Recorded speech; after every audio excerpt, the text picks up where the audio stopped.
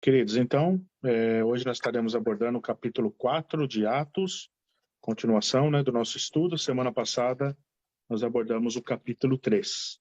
Então, hoje, Atos, capítulo 4. Tá? Então, eu vou pedir para a Valquíria estar fazendo a leitura para a gente iniciar, ok? Atos, capítulo 4. Falavam eles ainda ao povo quando sobrevieram os sacerdotes, o capitão do templo e os saduceus, ressentidos por ensinarem eles o povo e anunciarem em Jesus a ressurreição dentre os mortos, e o prenderam, recolhendo-os ao cárcere até o dia seguinte, pois já era tarde. Muitos, porém, dos que ouviram a palavra aceitaram, subindo o número de homens a quase 5.000. No dia seguinte, reuniram-se em Jerusalém as autoridades, os anciãos e os escribas, com o sumo sacerdote Anás, Caifás, João, Alexandre e todos os que eram da linhagem do sumo sacerdote. E pondo-os perante eles, os arguiram. Com que poder ou em nome de quem fizestes isto? Então Pedro, cheio do Espírito Santo, lhes disse: autoridades do povo e anciãos, visto que hoje somos interrogados a propósito do benefício feito a um homem enfermo e do modo que foi, porque foi curado, tomai conhecimento, vós todos e todo o povo de Israel, de que em nome de Jesus Cristo, o Nazareno, a quem vós crucificastes e a quem Deus ressuscitou dentre os mortos, sim, em seu nome é que este está curado perante vós. Este Jesus é pedra rejeitada por vós, os construtores, a qual se tornou a pedra angular. E não há salvação em nenhum outro, porque abaixo do céu não existe nenhum outro nome dado entre os homens, pelo qual importa que sejamos salvos. Ao verem a intrepidez de Pedro e João, sabendo que eram homens iletrados e incultos, admiraram-se e reconheceram que haviam entre eles estado com Jesus. Vendo com eles o homem que fora curado, nada tinham que dizer em contrário, e mandando sair do sinédrio, consultavam entre si, dizendo: que faremos com estes homens? Pois, na verdade, é manifesto a todos os habitantes de Jerusalém que um sinal notório foi feito por eles, e não o podemos negar. Mas, para que não haja maior divulgação entre o povo, ameacemo-los não mais falarem neste nome a quem quer que seja. Chamando-os, ordenaram-lhes que absolutamente não falassem nem ensinassem no nome de Jesus. Mas Pedro e João lhes responderam: julgai se é justo diante de Deus ouvir-vos antes a vós outros do que a Deus, porque nós não podemos deixar de falar das coisas que vimos e ouvimos. Depois, ameaçando-os mais ainda, os soltaram, não tendo achado como os castigar por causa do povo, porque todos glorificavam a Deus pelo que acontecera. Ora, tinha mais de 40 anos aquele quem se operava essa cura milagrosa. Uma vez soltos, procuraram os irmãos e lhes contaram quantas coisas lhe haviam dito os principais sacerdotes e os anciãos. Ouvindo isto, unânimes, levantaram a voz a Deus e disseram: Tu, soberano Senhor, que fizeste o céu e a terra, o mar e tudo o que neles há, que disseste por intermédio do Espírito Santo, por boca de Davi, nosso pai, teu servo. Por que se enfureceram os gentios e os povos imaginaram coisas vãs? Levantaram-se os reis da terra e as autoridades ajuntaram-se a uma contra o Senhor e contra o seu ungido, porque verdadeiramente se ajuntaram nessa cidade contra o teu santo servo Jesus, ao qual ungiste Herodes e Pôncio Pilatos, com gentios e gente de Israel, para fazer tudo o que a tua mão e o teu propósito predeterminaram. Agora, Senhor, olha para as suas ameaças e concede aos teus servos que anunciem com toda a intrepidez a tua palavra, enquanto estendes a mão para fazer curas, sinais e prodígios por intermédio do nome do santo servo Jesus. Tendo eles orado, tremeu o lugar onde estavam reunidos. Todos ficavam cheios do Espírito Santo e com intrepidez anunciavam a palavra de Deus.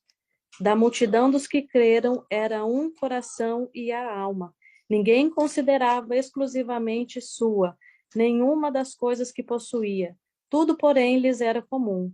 Com grande poder, os apóstolos davam testemunho da ressurreição do Senhor Jesus, e em todos ele havia abundante graça.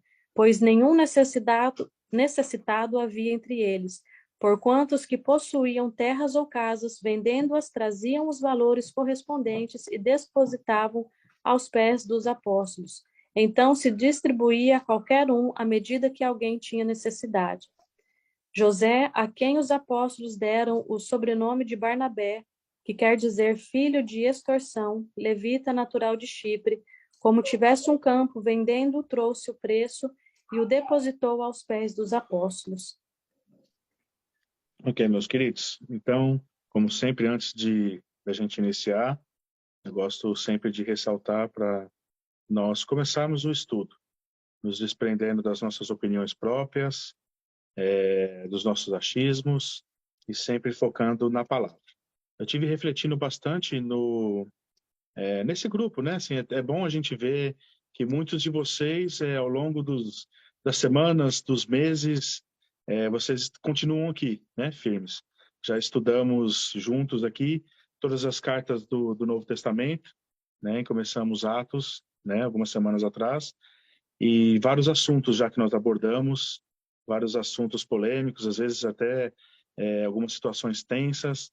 Isso porque é natural também, porque todos nós, ou melhor, a maioria de nós que somos evangélicos há algum tempo, estávamos prendidos, né, a doutrinas que hoje nós podemos ver, muitas delas que não são bíblicas.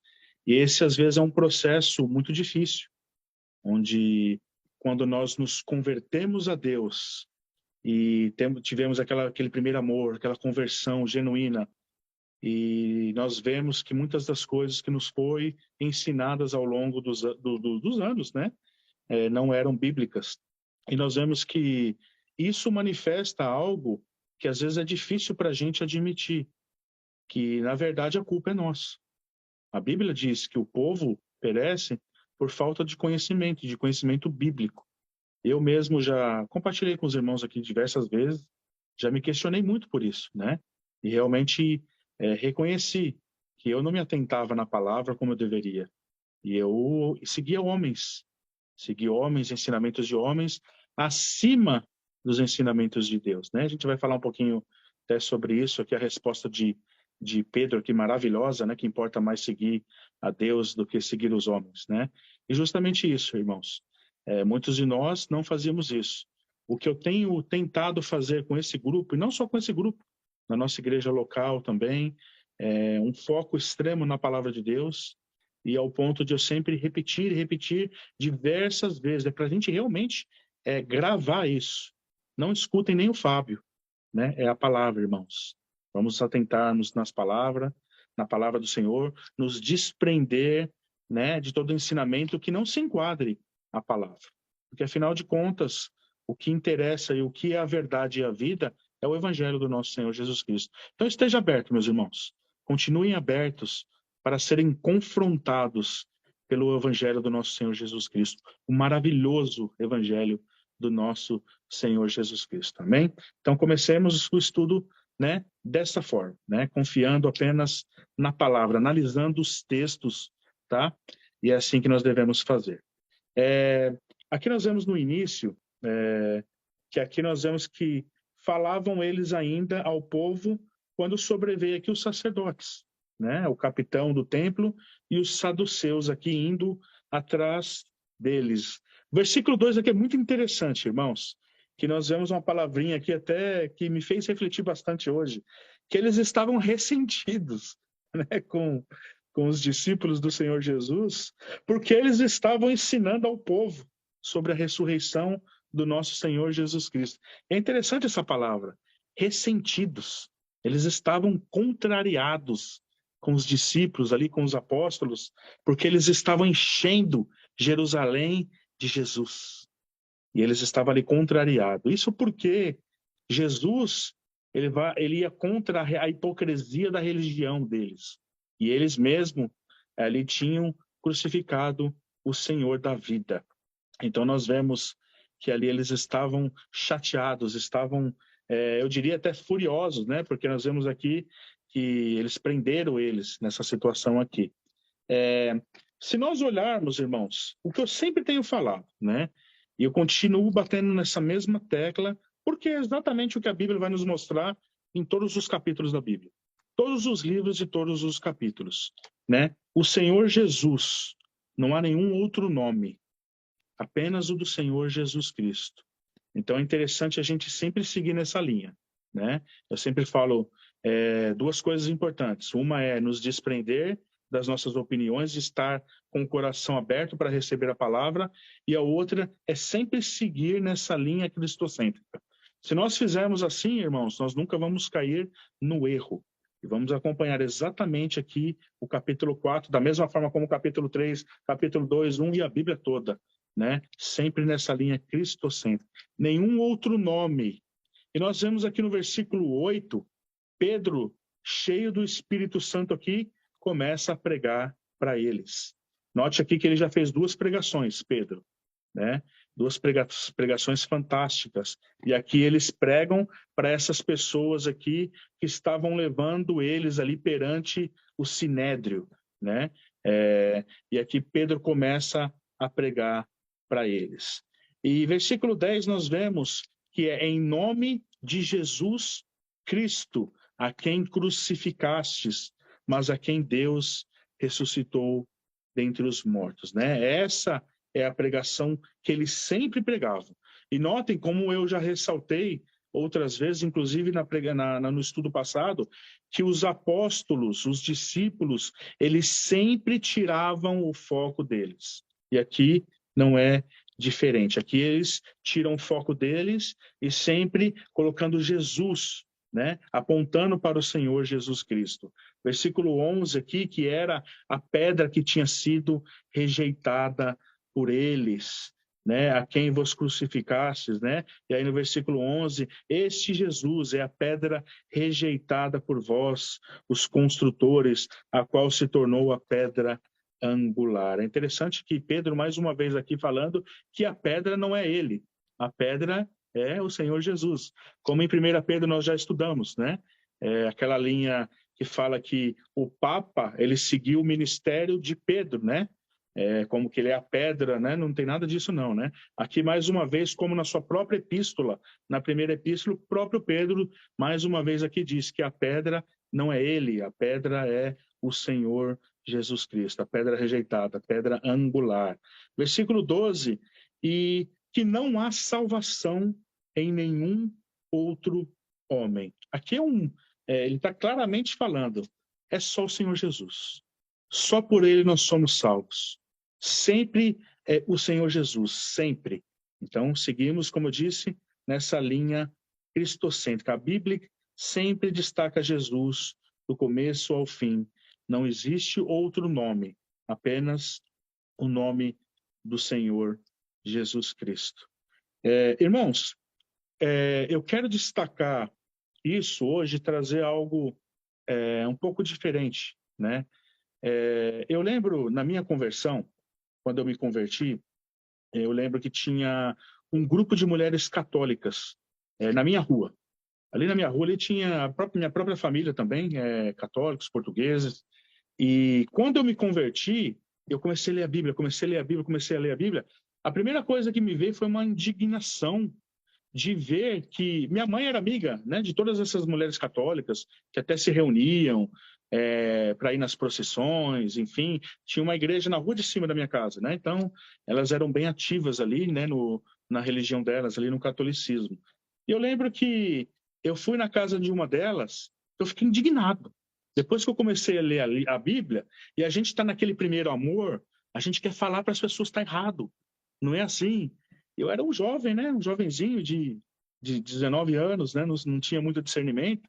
E eu lembro que eu toquei a campainha lá dela e comecei a falar para ela, eu quero vir aqui, quero orar. E comecei a pregar, falando da idolatria, tudo. Até mesmo assim, de uma forma um pouco meio sem sabedoria.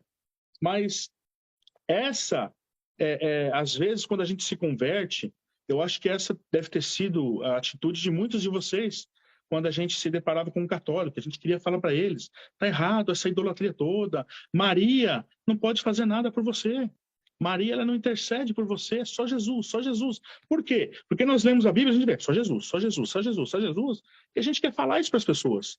Não é Maria, não é santos, é o Senhor Jesus somente que é só ele, né? E como eu disse, irmãos, é a Bíblia toda. Sempre eles tiram foco deles, é sempre Jesus. Não há outro nome além de Jesus. É somente o nome do Senhor Jesus, né? E aí a gente também, né? A gente vê outras religiões, como os espíritas, e a gente também viu os espíritas. É errado isso. Você não pode se comunicar com os mortos, né? E a gente vê que tudo aquilo ali, na verdade, não são espíritos de pessoas que já morreram, mas sim demônios, né? Por quê? Porque ao homem foi lhe dado, né, uma vez só viver aqui na Terra, sendo que após a sua morte vem o juízo. Então não tem como a pessoa voltar. Nós já vimos também a parábola do rico e Lázaro, que ali ele queria voltar, e não há, né? Não há como a pessoa, uma vez que ela vai, não tem como mais ela voltar. Uma vez que nós morremos é o juízo. Então nós começamos a aprender todas essas coisas, a gente quer falar para eles, falar para os católicos da idolatria, falar para os espíritas que aquilo ali não é de Deus, são ensinamentos né? São demônios, e que o homem, na verdade, ele não pode voltar uma vez que ele morre. E aí, meus queridos, eu trago um ensinamento agora, porque por um triste momento que nós vivemos, né? Um momento muito triste, onde nós temos que pregar também para os evangélicos. Eu já conversei com vários outros pastores e muitos estão convencidos que hoje talvez o maior campo missionário que existe são os próprios evangélicos, por tanta deturpação, ensinamentos errados que existem dentro das igrejas evangélicas. E por sinal que a Bíblia diz que isso aconteceria, que esses falsos mestres viriam num determinado momento, e nós estudamos isso em Timóteo ali, que haveria esse tempo onde falsos mestres viriam e as pessoas não dariam mais ouvidos ao santo ensino, à Bíblia, mas seguiriam as suas próprias cobiças. Isso tem acontecido, irmãos, né? A gente vê um dos sinais dos fins dos tempos é a apostasia. E nós vemos que isso tem acontecido dentro da igreja, de forma que, como eu disse, muitos pastores, muitos teólogos estão convencidos hoje de que o maior campo missionário que existe para os cristãos genuínos é a própria igreja evangélica. Esses dias atrás, irmãos, eu escutei, né, de um irmão, o irmão está até aqui, né, eu peço até licença para falar sobre isso, o Mateus, ele falando de um pastor que era da outra igreja, contando que ele escreveu um livro. E nesse livro ele conta que ele tem a chave para destravar, né, o que está te travando, como se o homem fosse um semideus. Irmãos, mas isso é o que tem acontecido na maioria das igrejas. A gente vê pessoas vindo, a própria... como chama em português aqui? Esqueci o nome. Alexandra também vieram com as mesmas histórias. E a gente vê pessoas vindo com as mesmas histórias. Pessoas que começaram a ler a Bíblia e começaram a ficar incomodadas com essas coisas. E a gente vê, irmãos, que é uma triste realidade. Hoje, eu sempre falo do caminho cristocêntrico. Hoje tem se tornado um caminho pastocêntrico, onde não mais Cristo é o cabeça, mas o pastor. E é triste, irmãos, porque esses falsos profetas, falsos pastores, eles têm amordaçado as pessoas de forma que eles estão ensinando como se eles fossem uma forma de semideuses, e quem for contra eles são excluídos, são tidos como malditos. E tem pessoas que estão dentro dessas igrejas, elas morrem de medo. Elas não vão sair porque elas acham que aquela pessoa é uma pessoa de Deus, mas não é, irmãos. E nós descobrimos isso justamente quando nós começamos a seguir a linha cristocêntrica. Quando nós começamos a ver que a Bíblia fala que existe só um cabeça, não existe dois cabeças.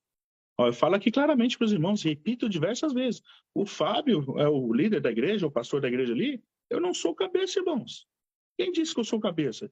Ai de mim, se eu querer dizer que eu sou o cabeça. Não sou. O cabeça é um só. É o Senhor Jesus. Se os próprios apóstolos aqui, irmãos, estamos no capítulo 4, sempre tirando deles de lado e apontando para Cristo. Sai daqui, não é Pedro, não é João, não é Paulo, não é Silas, não é Barnabé, não é Apolo, é o Senhor Jesus. Jesus, Jesus. Quem sou eu? Né? Para não fazer o mesmo, eu tenho que fazer o mesmo. E todos nós devemos fazer o mesmo, apontar para o Senhor Jesus Cristo. Então, meus irmãos, vivemos em momentos difíceis, né? Devemos entender, só existe um nome. Ele é o único Senhor da igreja, ele é o único cabeça da igreja, ele é o único que reina, é o Senhor Jesus. É o único que nós devemos obedecer, é o Senhor Jesus Cristo. Ele é o nosso Senhor. Todos os outros são membros do corpo de Cristo. E ninguém é melhor que ninguém, irmãos. É importante a gente entender isso. E uma coisa, irmãos, que é muito, muito, muito importante. Nós rejeitamos heresias de outras religiões. Ah, mas o católico adora Maria, então nós sabemos que é errado, né? Ninguém deve ser adorado além de Deus. Ninguém intercede por nós se não for Jesus. Então nós devemos rejeitar o ensinamento católico, vários deles, né? Mas de que Maria pode interceder por nós, de que os santos morreram, esses mesmos santos aqui, né? Paulo, Pedro, João, que tiravam, né?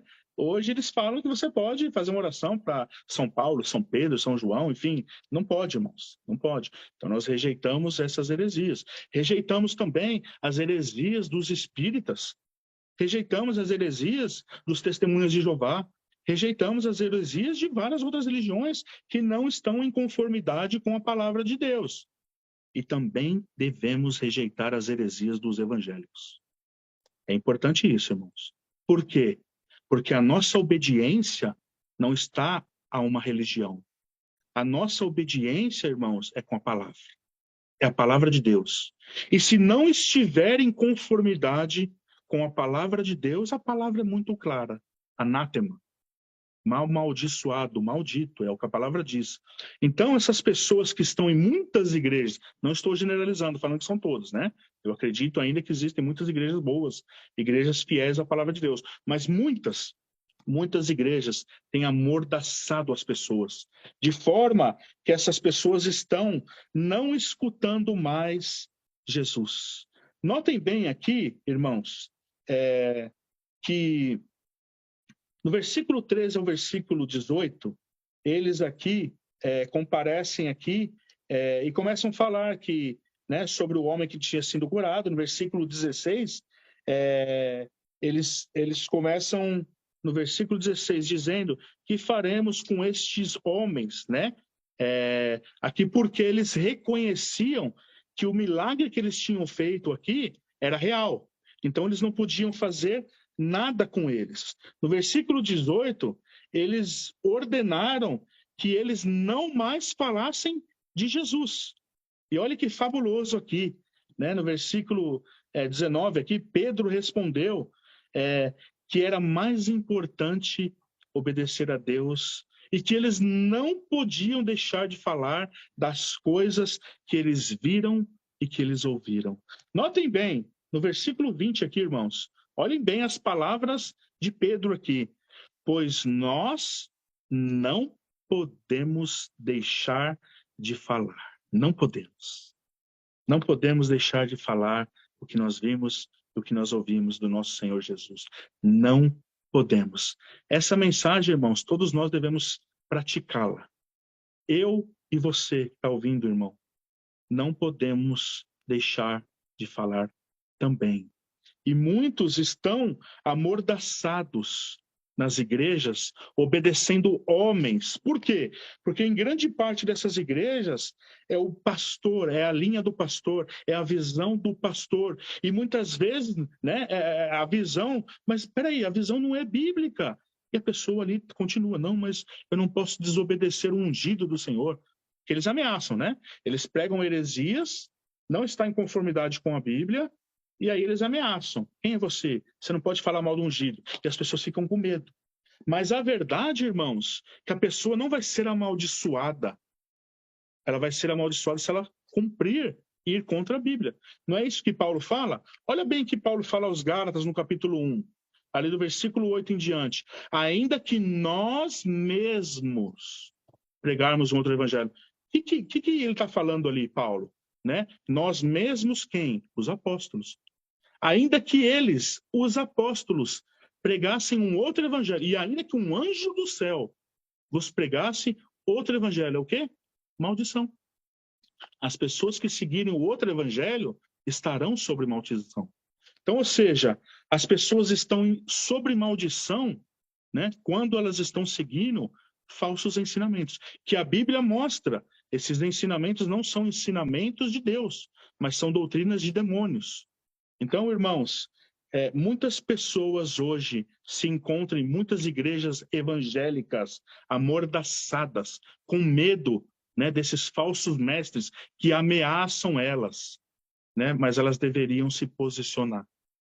E esse, meus queridos irmãos, é um grande desafio que nós temos como cristãos, que entendemos a seriedade do evangelho e a situação no qual essas pessoas se encontram. Nós devemos falar a verdade, irmãos. Nós devemos, mesmo que elas não escutem, mesmo que eles ataquem pedra na gente, nós devemos nos posicionar, porque quando nós pregarmos a verdade e apontar para as pessoas, não sigam homens, não perca o tempo de vocês seguindo homens, sigam o bom pastor, o Senhor Jesus. Um ou outro ali vai escutar, irmãos. Um ou outro ali, Deus vai fazer a obra ali em alguns que estão ali. Por isso nós devemos continuar alertando as pessoas, pregando o evangelho com fidelidade, até mesmo para os evangélicos. Por isso que eu digo, irmãos, não importa de onde vem a heresia. Se o ensinamento não se enquadra, pode ser de espírita, pode ser do católico, pode ser o testemunho de Jeová, pode ser de quem for, pode ser dos evangélicos. O nosso compromisso não é com a religião, irmãos. O nosso compromisso é com a palavra de Deus. Se nós devemos entender o que está acontecendo ao nosso redor e sermos fiéis ao evangelho do nosso Senhor Jesus Cristo. Continuando aqui, meus queridos, eu acho esse texto aqui formidável.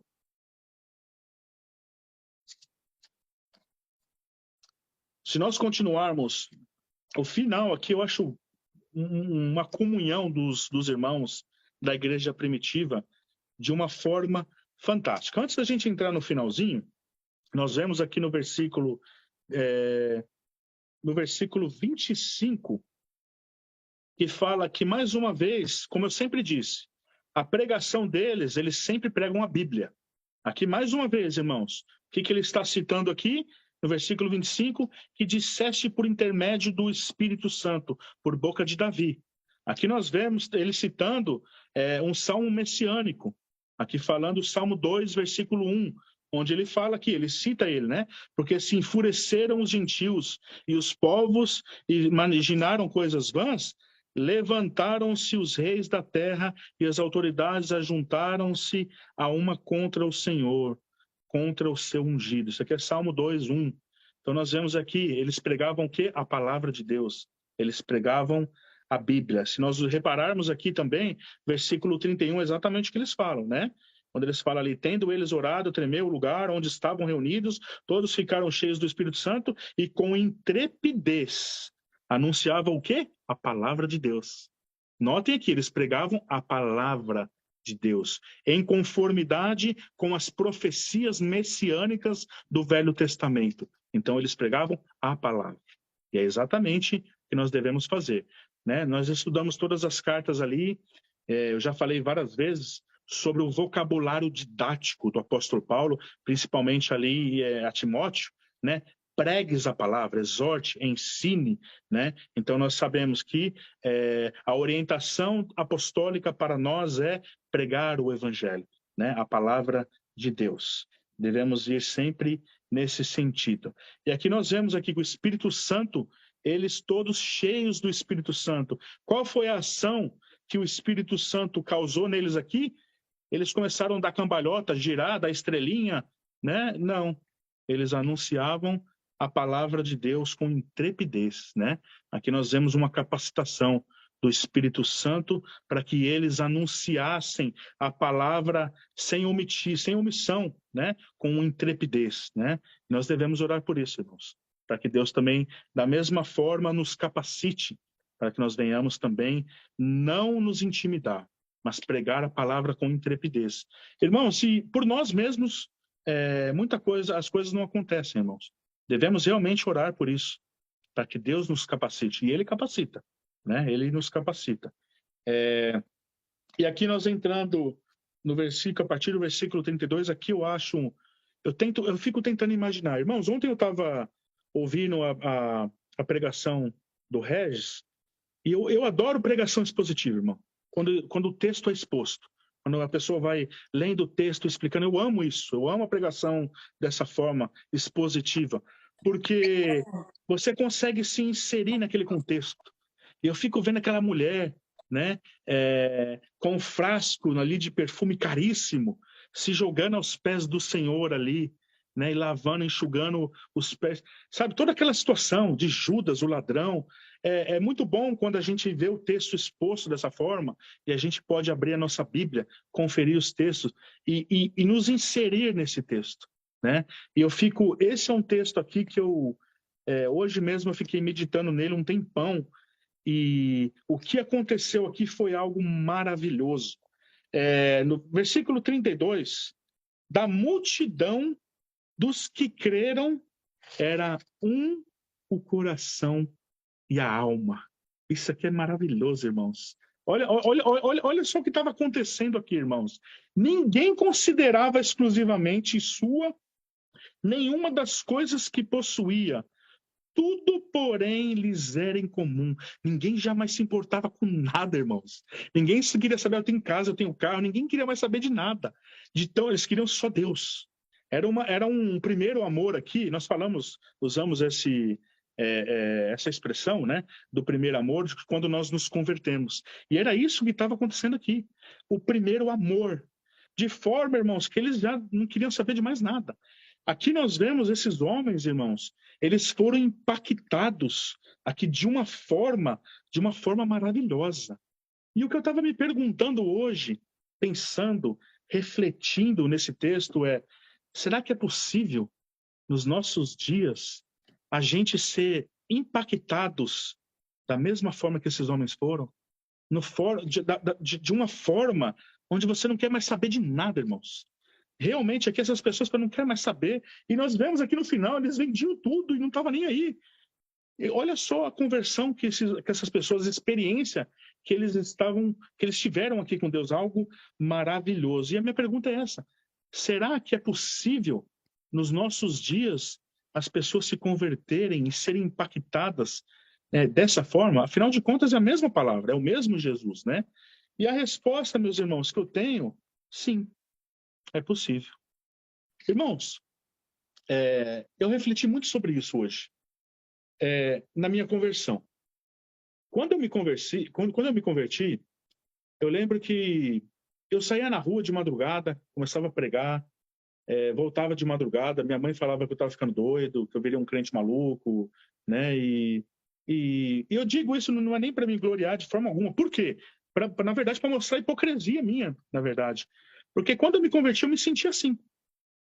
E vai passando os anos, né? A gente vai desanimando, entra numa zona de conforto, e aí acontece uma coisa: a religião entra, as doutrinas do homem entram. E aí você começa a seguir um pouquinho Deus e seguir um pouquinho o homem. E aí você começa a ver as coisas erradas, você desanima, aí você se afasta um pouco da igreja, depois você volta para a igreja. Tudo isso aconteceu comigo, irmãos, né? Qual que é o grande problema que eu vejo, irmãos? Como eu citei aqui hoje, muitas pessoas que estão amordaçadas, né, em igrejas, pessoas que saem frustradas das igrejas, que não querem nunca mais nem saber de igreja por causa do homem, da religião. E isso é o que tem acontecido nas igrejas, irmãos, e tem acontecido na maioria das igrejas. Nós temos essa conversão maravilhosa. Eu acredito que eu senti isso que eles sentiram aqui, que eu fiquei doido por Jesus, eu queria só Jesus. Eu saía de madrugada para evangelizar. Irmãos, eu lembro que eu agradeço muito a Deus por, nesse momento da minha conversão, eu ter encontrado a igreja certa naquele momento. Porque eu lembro que eu fui para a igreja e eu perguntei para o pastor: agora eu quero Jesus, o que eu faço agora? Ele me mostrou a Bíblia e disse: está aqui a palavra de Deus, leia e confie só nela. Irmãos, foi o melhor conselho que eu tive na minha vida. Só que, o que acontece hoje? Quando você se converte, você tem aquela experiência maravilhosa, que você entrega a sua vida para Cristo, e é uma sensação que você fala: Deus existe. Até então você não sabia que Deus existia. E aí ele se revela para você. E você tem essa sensação, você fala, meu Deus, Deus existe, que maravilhoso. Você fica doido. Você fica doido, né? E aí o que acontece quando a pessoa tem essa experiência e vai numa igreja onde o pastor é pilantra? O pastor vai e fala, vende sua casa, vende seu carro, vende tudo.